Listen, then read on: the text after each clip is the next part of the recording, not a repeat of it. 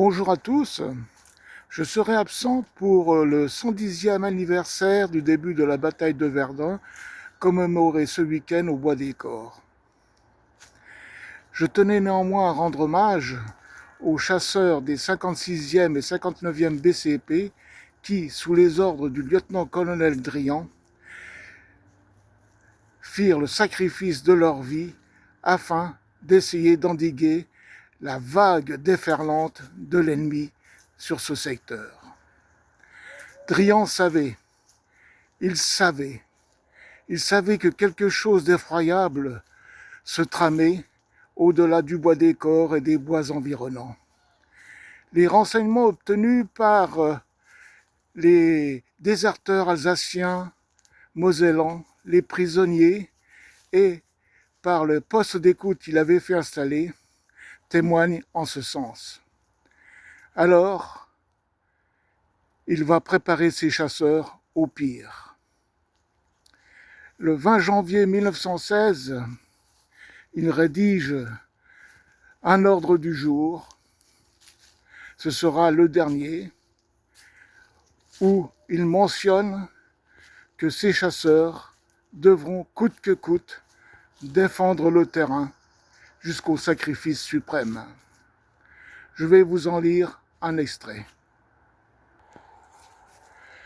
L'heure est venue pour les gradés et les chasseurs des deux bataillons de se préparer à l'action et pour chacun de réfléchir au rôle qui va lui incomber. Il faut qu'à tous les échelons, on soit pénétré que dans une lutte aussi morcelée que celle qui s'apprête, nul ne doit se retrancher derrière l'absence d'ordre pour rester inerte.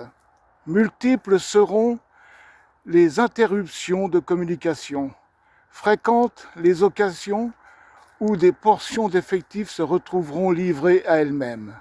Résister, arrêter l'ennemi par tous les moyens doit être la pensée dominante de tous.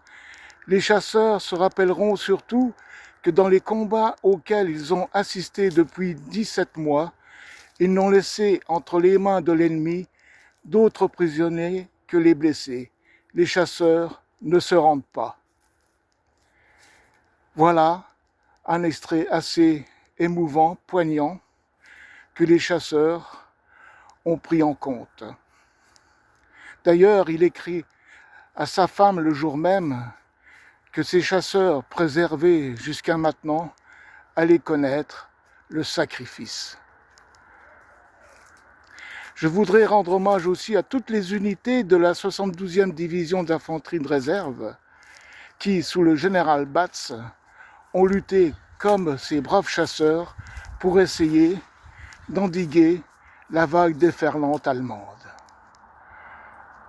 Pourtant, il n'avait de cesse, Drian, que d'alerter la hiérarchie, même les parlementaires à l'Assemblée nationale. Rien n'y fit. Il s'avoua finalement seul contre tous. Et il en prend acte, et c'est ainsi qu'il rédige cet ordre du jour. À bientôt. Au revoir, chers amis.